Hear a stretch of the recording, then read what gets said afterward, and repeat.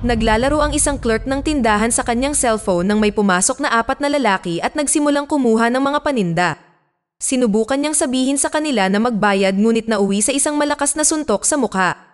Isang gangster ang bumunot ng kutsilyo, pinagbantaan ng clerk na buksan ang counter, ngunit walang gaanong pera dahil ginagamit ng karamihan sa mga customer ang kanilang mga card upang magbayad kapag namimili.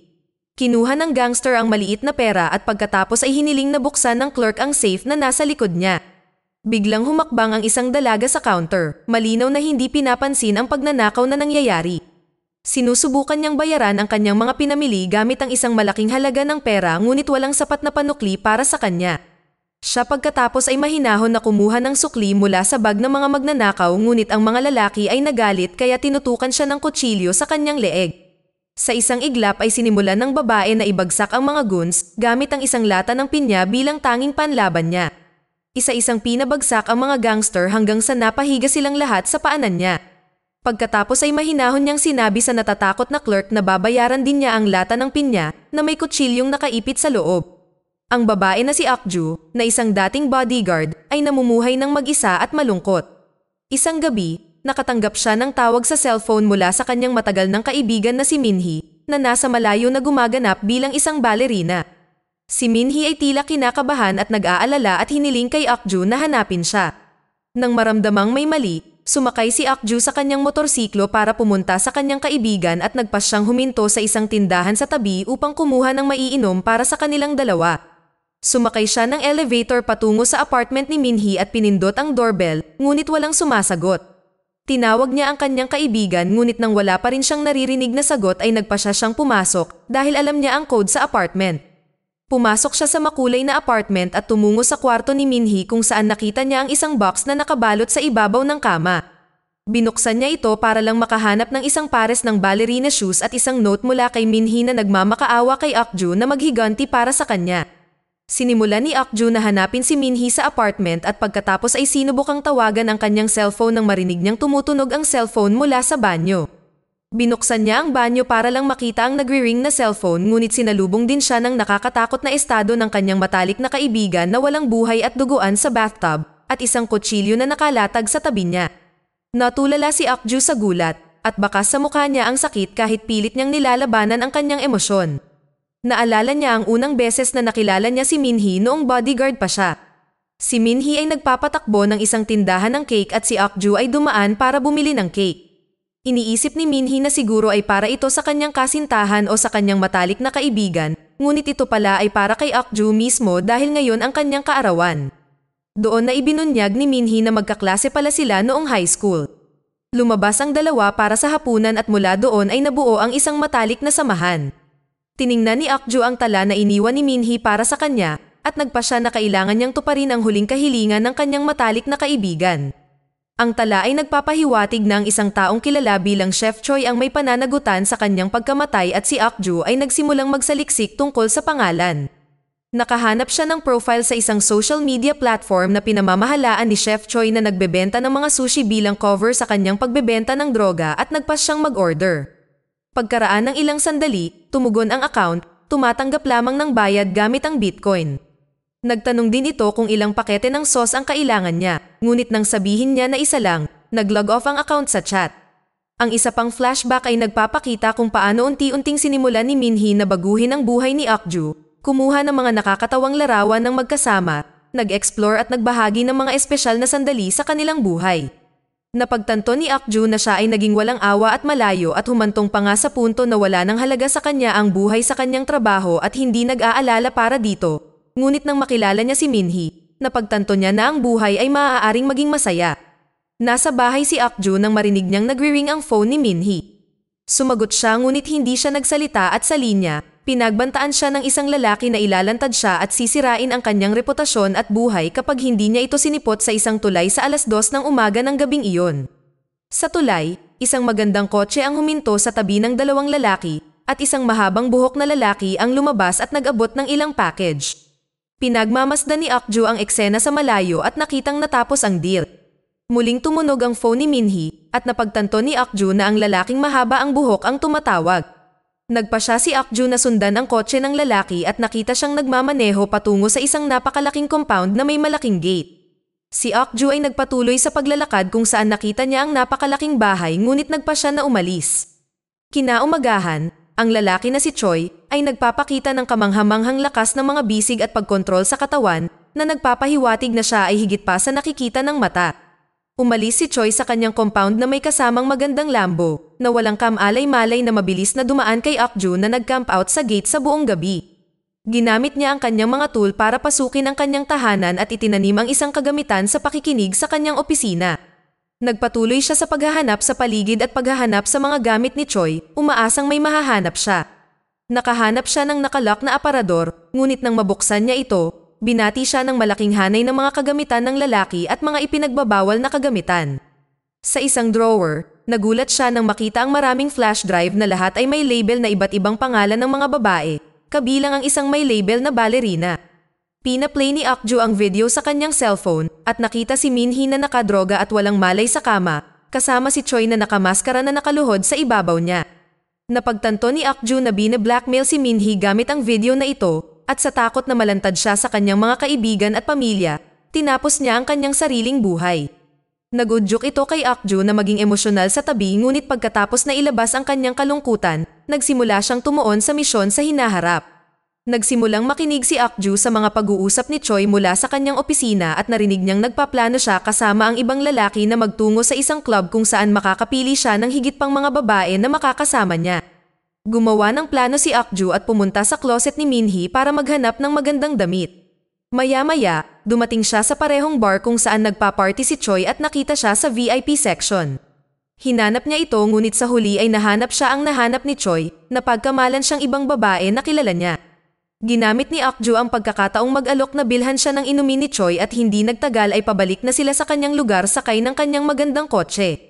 Iniisip ni Akju na iuuwi siya ni Choi, ngunit ibinunyag ni Choi na dinadala siya nito sa isang liblib na hotel kung saan ipinangako niyang magsasaya sila. Dumating ang dalawa sa hotel kung saan sinalubong si Choi ng isang lalaki sa front desk na nakita ni Akju na kahina-hinala ngunit sumama sa plano upang makamit ang kanyang plano. Inakay ni Choi si Akju sa isang silid at inalok siya ng inumin. Si Akju ay uminom at nagkunwaring hinimatay habang si Choi ay nagsuot ng maskara at naghanda na samantalahin siya. Naglabas siya ng camera at sinimulang i-record si Akju at sinimulang hawakan siya. Nang biglang umatake si Akju, nasalo ni Choi ang blade. Sinubukan niyang kitilin ang kanyang buhay, ngunit iniwasan ni Choi ang kanyang mga pag-atake at nagawa niyang ibagsak ang kanyang ulo. Nagsimulang magpalitan ng mabibilis na suntok ang dalawa, umaatake at umiiwas ngunit nahawakan siya ni Akju at sinubukang saksakin, ngunit nagawa ni Choi na makawala. Kumuha si Choi ng lampara para umatake, ngunit nakaiwas si Akju at sa mga kahangahangang galaw, hinagis niya si Choi at nagawa niyang saksakin ito sa mukha at punitin ang mukha nito. Nang tatapusin na niya siya, biglang pumasok at binaril siya ng lalaki kanina sa front desk gamit ang isang baril. Ang sugatan na si Akju ay nagawa niyang magtago at makatakas sa silid ngunit pagkatapos ay hinarap siya ng isa pang lalaki na may hawak na chainsaw. Sinugod siya ng lalaki ngunit may nagbukas ng pinto, natumba siya at naputol ang sariling paa. Ang tao ay isang dalaga na nagngangalang Mon at hinilan niya si Akju at tumakas, ninakaw ang Lambo ni Choi at umalis. Pagkatapos ng pag-atake, dumaan sa operasyon si Choi at hindi nagtagal ay nagising siya sa ospital na napapaligiran ng mga miyembro ng gang at lumalabas na isa sa kanila si Choi. Sa tingin ng pinuno nila ay mas mukha ng lalaki si Choi dahil sa peklat dahil sa sobrang ganda niya noon. Lumalabas na si Choi ang kanilang pinakamahusay na fighter, gayunpaman, siya ay gumagawa ng kanyang sariling mga trabaho na hiwalay sa gang na nagresulta sa kanya na makabili ng isang Lambo na hindi alam ng kanyang pinuno. Inutusan ng pinuno si Choi na pamahalaan ang mga babae sa ngalan ng gang, ngunit sinimulan niyang gamitin ang mga ito para kumita ng sarili niyang pera. Nangako si Choi na gagawing tama ang mga bagay sa gang, ngunit hinawakan ng pinuno ang kanyang mukha at binalaan siya na dalhin sa kanya si Akju sa loob ng 3 araw. Huminto sina Akju at Mon para kumain at ipinaliwanag ni Mon na siya ay isang bilanggo ni Choi at may iba pang mga babae na bine-blackmail at ginagamit niya para gumawa ng mga tahasang video. Hiniling ni Mon ang tulong ni Akju para makapaghiganti siya kay Choi at nakabuo silang dalawa ng plano. Pumunta si Choi sa isang lokal na pharmacy na isa lang cover para sa kanyang pakikipagkalakalan ng droga na pinamamahalaan ng kanyang kaibigan na si Myung-sik. Nagalit si Choi na winasak ni Akju ang kanyang mukha at kinuha ang kanyang Lambo at iminungkahi kay Myung na tulungan siyang hanapin ang babae. Noong una ay tumanggi si Myung, na binanggit na siya ay isang pharmacist lamang. Ngunit nang mag-alok sa kanya si Choi ng 100 million won, agad na bumaliktad ang kanyang pagtanggi. Pumunta si Akju sa shooting range ng kanyang dating pinuno at humiling ng mga armas at kagamitan. Ipinaliwanag niya sa dati niyang boss ang nangyari kay Minhee at ipinaliwanag niya na ito ay isang bagay na kailangan niyang personal na gawin. Pagkatapos ay tinulungan siya ng kanyang dating pinuno na makipag-ugnayan sa isang smuggler ng baril na lumalabas na isang matandang mag-asawa na may mas lumang koleksyon ng mga baril. Nawalan ng pag-asa si Akju habang hinahalongkat ang mga luma at kinakalawang na baril na ang ilan sa mga ito ay hindi na maikasa hanggang sa napadpad siya sa isang maliit na baril na iniisip na ito ay laruan. Ipinaliwanag ng matanda kung gaano kapaki-pakinabang ang isang maliit na baril na tulad niyan sa isang masikip na sitwasyon. Tinanong nila kung para saan niya gagamitin ang baril at nang sumagot si Akju na siya ay mangangaso, ipinakita ng matandang babae ang isang flamethrower na naglalabas ng napakalaking apoy. Bumili si Akju ng ilang baril at sila ni Moon ay naghanap ng lugar na matutuluyan at nagplano ng kanilang paghihiganti. Gusto ni Moon na matutong bumaril para makatulong siya, ngunit tumanggi si Akju at pinatulog siya. Lumabas si Akju para kumuha ng merienda at umuwi ngunit nawawala si Moon. Hindi nag-iisip si Akju nang bigla siyang inatake ni Choi at Myung ngunit nakaiwas at nakatakas sa bintana. Lumipas ang mahigit 3 araw, nagsinungaling si Choi sa kanyang pinuno na napatay niya si Akju at inilibing sa kabundukan ngunit nagalit ang pinuno na nilabag niya ang utos. Lumalabas na si Moon ay binihag ng gang at nakitang pinatay niya si Akju, kaya inutusan siya ng kanyang pinuno na alagaan si Moon. Nang gabing iyon sa kwadra ng pinuno, hinawakan ni Choi at Myung si Moon bilang hostage. Inutusan siyang sabihin sa kanila kung nasaan si Akju, ngunit tumanggi si Moon na magsalita at tinitigan siya ng masama, dahilan upang kumuha si Choi ng pamalo ng kabayo, at sinabihan siyang ihanda ang sarili. Maya-maya, nasa surveillance room ang dating front desk clerk at ang chainsaw man. Lumabas ng kwarto ang desk clerk nang biglang may kumatok. Sinuri ng chainsaw man ang mga kamera para lang makita ang desk clerk na patay na nakahandusay sa sahig. Kumuha siya ng palakol at ang kanyang saklay at lalabas na sana ng tambangan siya ni Akju at tinutukan siya ng baril. Nagawa niya itong magsalita kung saan nakakulong si Moon bago pinasabog ang kanyang utak. Hinanda ni Akju ang kanyang sarili hanggang sa paa bago matapang na naglakad patungo sa kwadra ng kabayo. Walang bakas ni Choi o Myung, ngunit ang madumilang na sando ni Moon ang nakalatag sa sahig. Sumakay si Akju sa isang elevator kasama ang 3 gangster, ngunit sa lalong madaling panahon silang lahat ay nahiga sa kanyang paanan.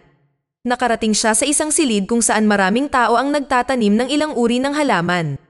Kinuha ni Akju ang kanilang atensyon, pagkatapos ay inutusan ang lahat sa silid na sabihin sa kanya kung saan nakakulong si Moon at hahayaan niya silang mabuhay.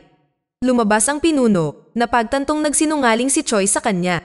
Inanyayahan niya itong maupo at makipag-usap sa kanya. Ngunit habang patuloy siyang nagdadaldal, pinasadahan ni Akju ng bala ang kanyang ulo. Muli siyang lumingon sa silid para sa kasagutan ngunit lahat ng lalaki ay nakatingin lang sa kanya. Pagkatapos ay nagpasya siyang patayin silang lahat ngunit nag-malfunction ang baril. Nakakita ang mga gangster ng pagkakataon at sinubukan siyang salakayin gamit ang kanilang armas, ngunit naglabas ng isa pang baril si Akju at sinimulang tapusin ang mga lalaki. Sa mabilis na mga galaw, iniiwasan niya ang kanilang mga pag-atake at pinatay ang ilan hanggang sa siya ay madisarmahan. Dinala niya sila sa isang makitid na lugar at sa kabila ng ilang malalakas na pagtama, nagawa niyang umiwas at pinabagsak ang mga lalaking umaatake. Nakuha niya ang kanyang baril at nakapag-reload, tinapos ang mga lalaki hanggang sa huli. Tinutukan niya ng baril ang huling natitirang gangster na hinihiling na malaman kung nasaan si Choi. Tumangging magsalita ang lalaki, kaya brutal na pinasok ni Akju ang mga basag na bote sa kanyang bibig bago sinuntok ang kanyang panga. Hinanap ni Akju si Choi at natagpuan niya si Myung na nagmamaneho ng cart at sa likod, nakahiga si Moon na walang malay. Naghanda si Akju na barilin si Myung nang bigla siyang binaril sa braso at bumagsak, si Choi ang bumungad na may dalang shotgun. Nabuhayan ng loob si Myung at sinabihan si Choi na ipadala ang 100 milyon at lilinisin niya ang buong kalat na ito, ngunit pinatay siya ni Choi. Pinuntahan niya si Akju, ngunit binaril siya ni Moon gamit ang baril ni Akju ngunit hindi tinamaan. Lumingon si Choi sa kanya, ngunit binaril siya ni Akju at bumagsak siya.